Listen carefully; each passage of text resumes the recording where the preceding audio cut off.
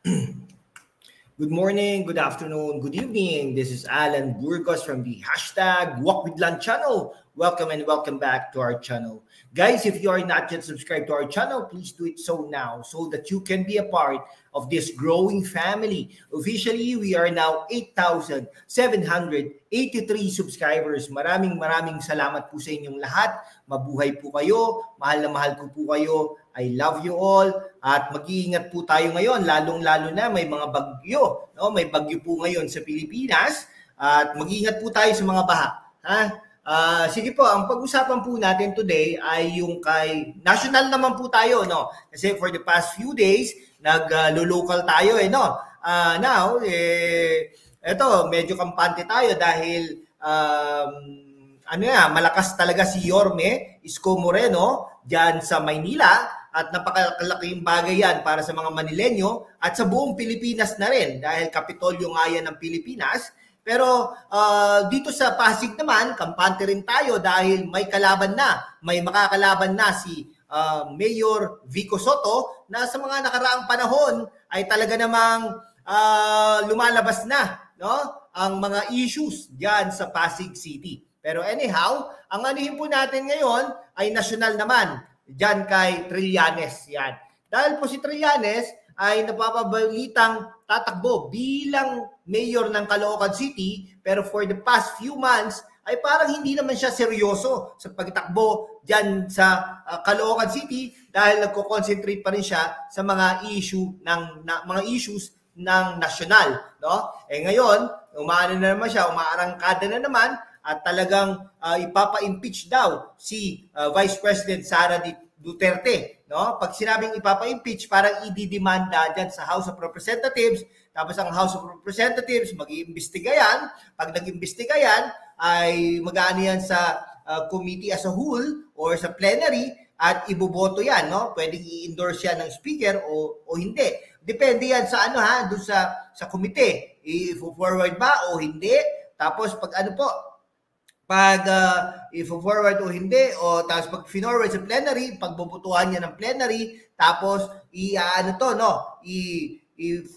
pwedeng ibasura ng plenary o di kaya naman papupuntahin yan sa Senado. Ang Senado ang magja-judge kung guilty o hindi guilty ang ating pangalawang Pangulo. Ganun po yun ha. Ngayon, si Trillanes para magdidemanda siya. Okay?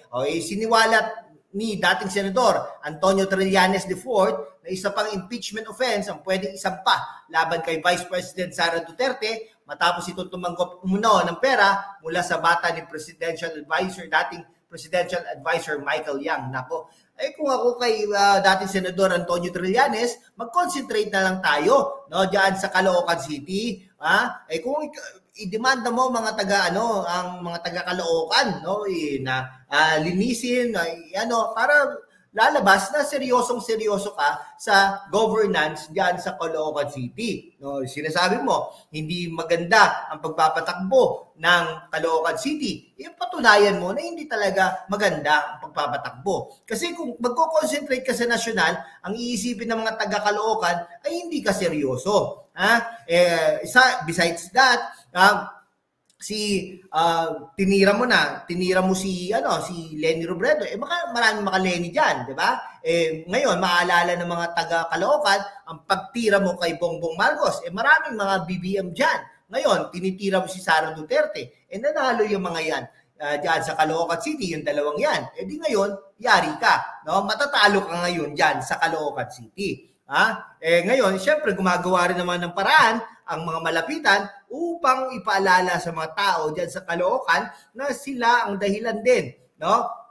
Na medyo nag-umunlad ng konti ang Caloocan City, no? Ngayon may SM na, no? Dati walang SM diyan no? Walang SM diyan. Ngayon, may SM Mall na diyan sa northern part, may SM Mall din diyan sa Monumento, okay? May Starbucks na rin diyan. Ilan bang Starbucks diyan? Una diyan sa City Hall Complex, pangalawa diyan sa Monumento, no? Pangatlo diyan meron na rin diyan sa Northern Caloocan. No, ibig sabihin, umuunlad din paunti-unti. Mabagal nga lang pero umuunlad. No, ayon kay Trillanes, dalawang cheque na nagkakahalaga ng 14.4 million ang tinanggap umano ni Vice President Sara sa associate ni Yang noong ito ay alkalde pa lamang ng Davao City. Anong kinalaman naman nun? Nung alkalde siya versus nung Vice President siya.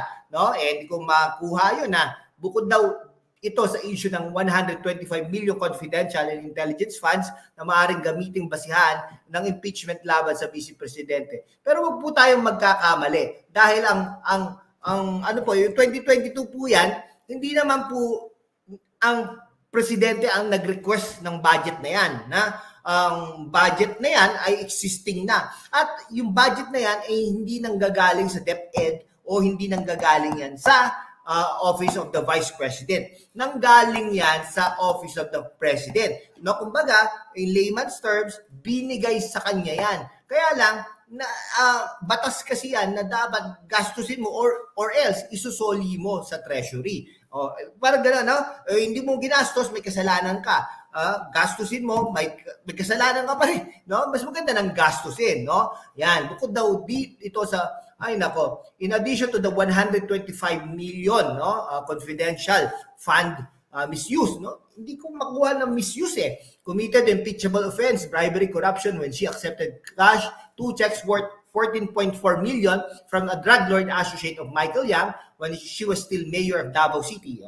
Uulitin natin na nung mayor siya ay magkaiba ang trabaho niya nung vice presidente siya. No? Walang pahayag ang Office of the Vice President sa akusasyon ni Trillanes. Pero siyempre, bakit nga ba naman papansinin ang mga tira ni Trillanes?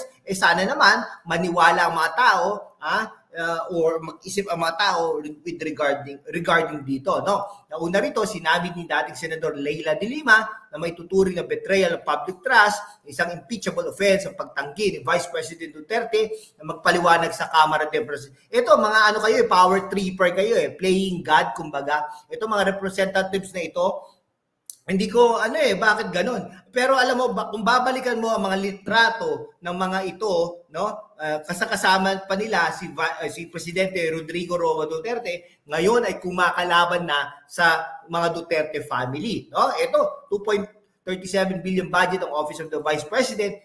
Ano daw yon, no? Impeachable offense daw yon, betrayal of public trust. Naku, sino kayo? Ilan lang kayo? Ilang daang libo lang ang mga at most 400,000 mga yung boto ng isang Kamara de Representative diyan. Yung iba nga 90,000, 100. Nako po. Ay talaga maano ka din no. Ma-high blood ka din sa mga ito. Sige po, hanggang dito na lang po mga kaibigan ko. Maraming salamat po sa inyong lahat. Mabuhay po kayo.